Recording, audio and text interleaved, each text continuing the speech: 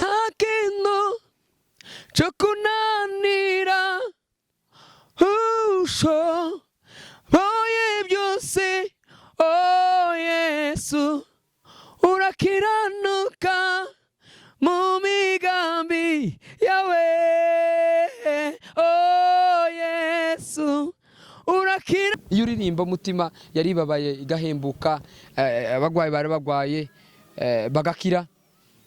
Hari umumama nigeze gutera agakorasi ahantu arambwira ati agakorasi wateye umutima wambwiye ariko zirahari vraiment zirahari ariko ntabwo ducitse intege.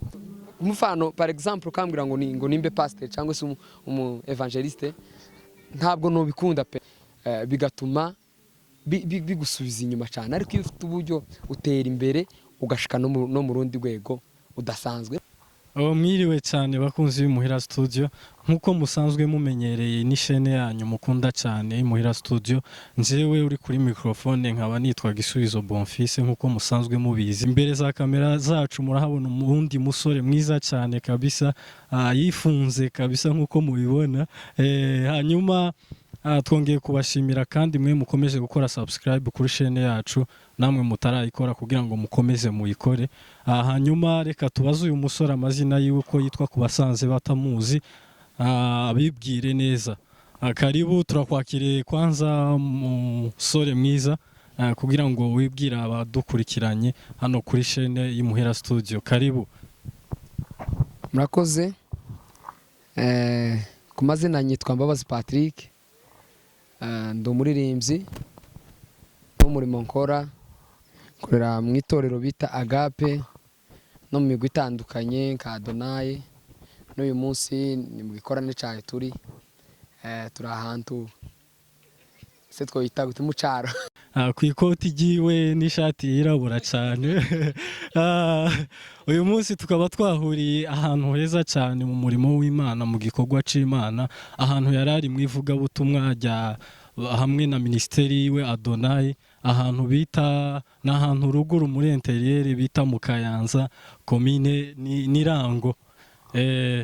Nuko kabisa duhuriye tumuguye gitumo kuri uyu munsi.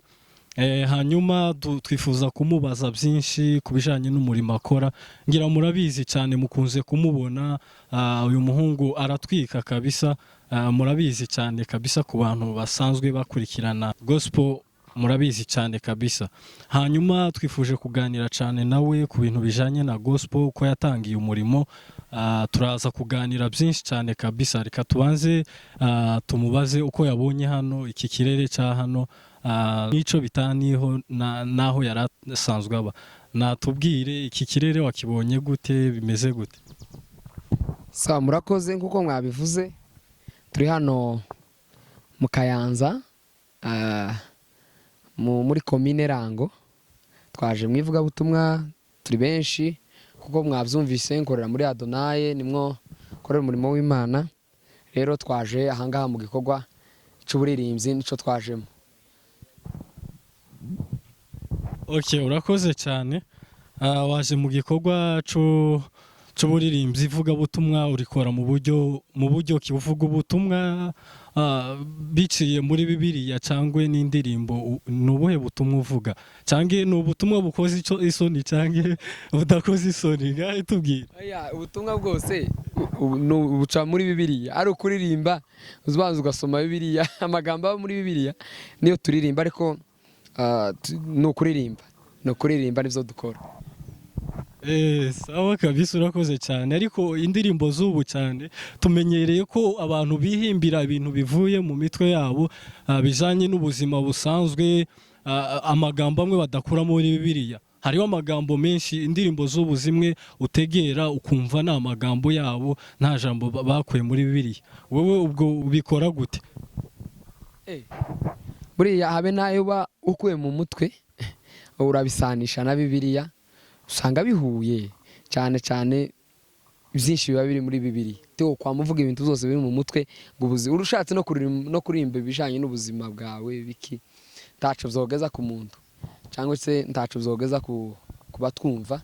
icogira ico kimariye abantu icogira ico kimariye abantu nuko turirimba ibintu biva muri Bibiliya cyangwa se bihuye cyane ariko atari ibyo utekereza byaha ngaha nawe urabyumva.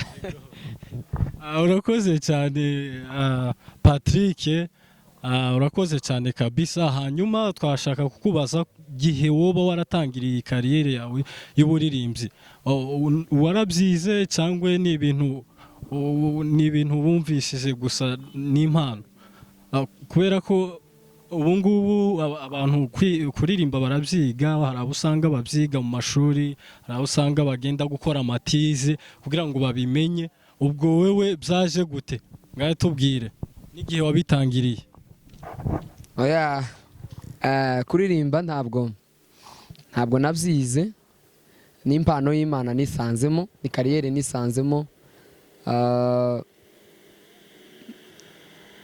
Natangiye mbere, natangiye kera nkiri mutoya, ariko yaje kumenyekana, izigenda ikura bukebuke, yaje kumenyekana muri 2019 gutyo, 2019 20 nibwo impano nyine yatangiye kugaragara, ibonwa n'abantu iragaragara nyine ija hanze. Ariko nari nsanzwe ndirimba bene ibi ngibi, bene ibi byo mu makorari nyine no kwita ko bisanzwe, ariko tabisanzwe.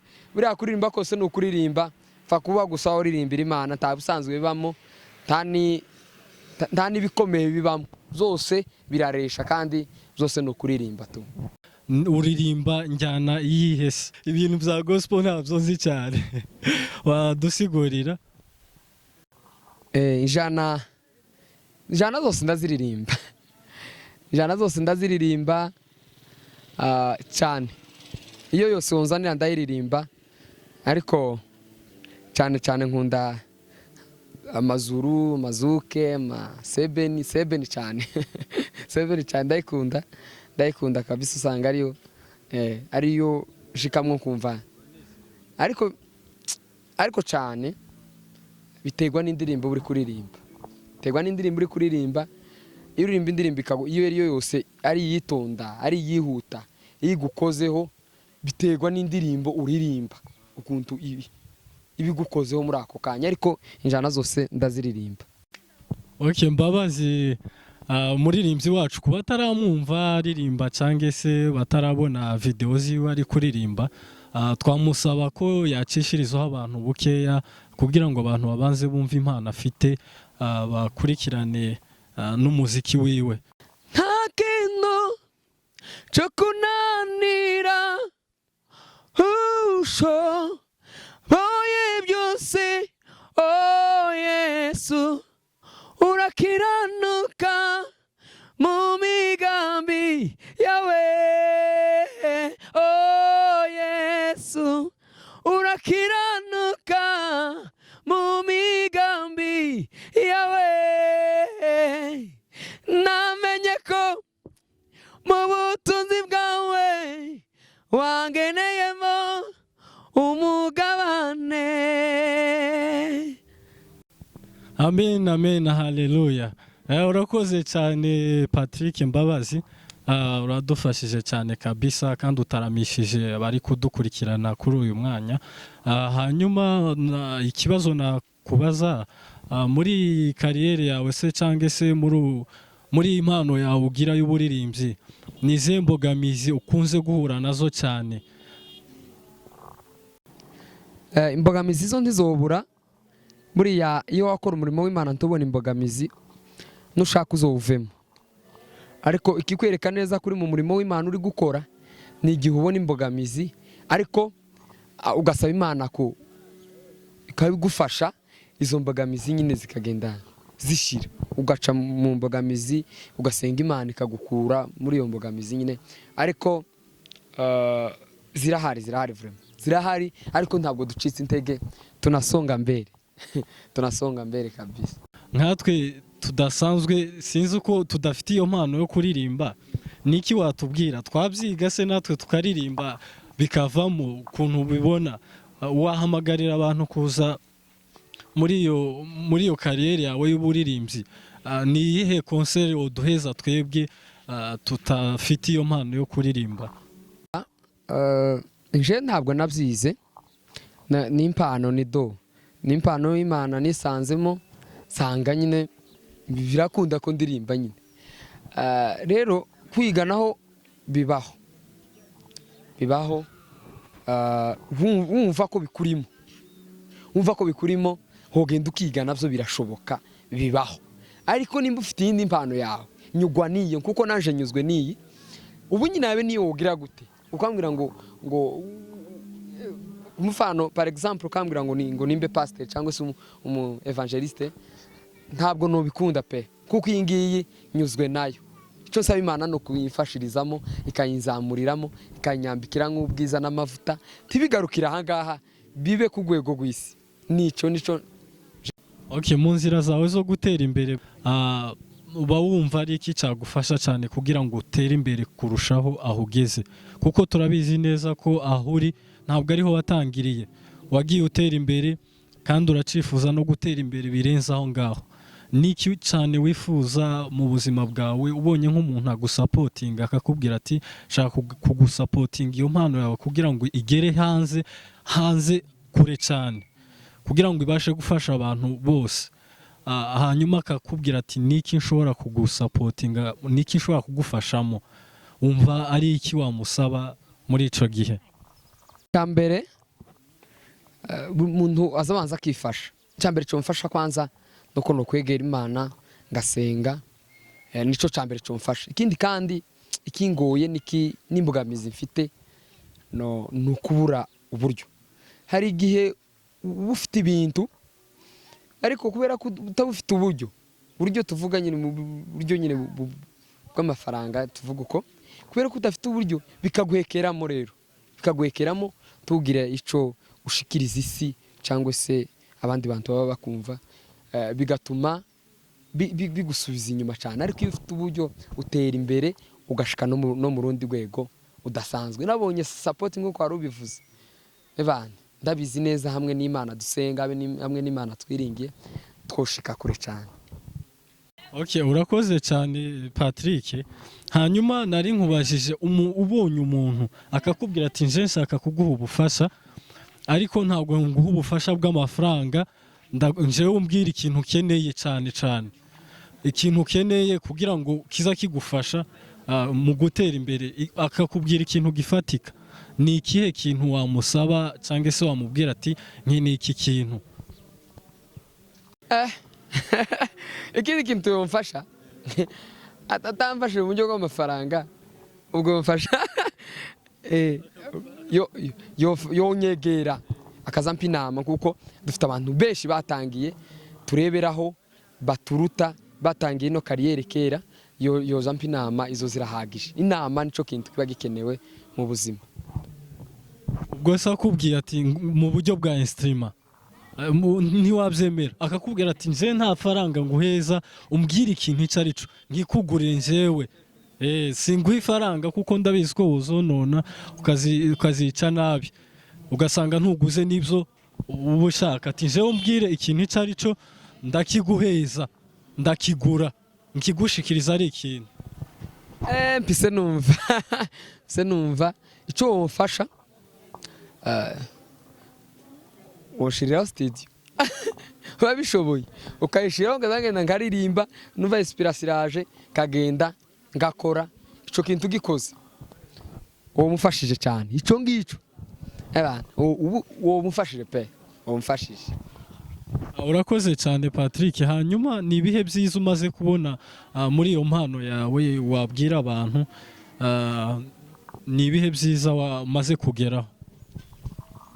Sawa, reka nsubize iki cyanyuma duhita turangiza, ndabona amasaha yagiye tuje gusenga. Ibyiza byo ni byinshi maze kubona, ibyiza ni byinshi maze kubona, kandi bitari mu buryo byenda bufatika bw'amafaranga kuko mubyumva, ariko ari igihe uririmba imitima y'abantu ikagubwa neza, indwara zigakira. Izo ngivyo iyo mbyumvise numva merewe neza cyane, numva umutima wanje uguwe neza, kubera ko nta butunzi buruta ubwo ngubwo.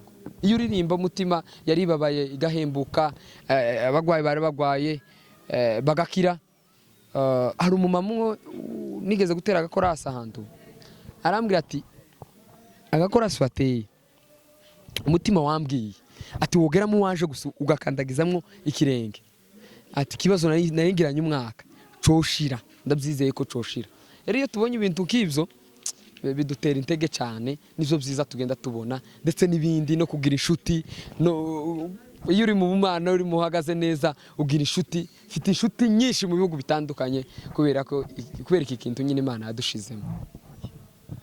Murakoze cyane bakunzi b'Imuhira Studio, turabashimiye cyane kuba mwakurikiranye iki kiganiro cyose. Hanyuma dushimiye umutumirwa wacu, twahuriye ahantu nyine muranatubabarira cyane, murana uko twakoresheje mikrofone imwe kubera ko nyine ni ibintu bitari biteguwe.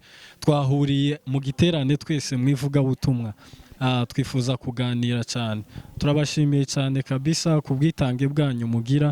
Hanyuma dushimira na mugenzi wacu duhuye ahangaha kuba yemeye akemera ko tumuganiriza. Imana yo mu ijuru imuhe umugisha kabisa, kandi tumwifurije umugisha muri iyo mpano yiwe no gutera imbere cyane kabisa. Imuhira Studio turi inyuma yawe. Murakoze cyane, naje ndabashimiye. Igihe cyose muzatwifuza turahari ku bwanyu, namwe arico mutumariye cyane tuzabitaba pe. Murakoze. Murakoze, amahoro y'Imana bane namwe, amen.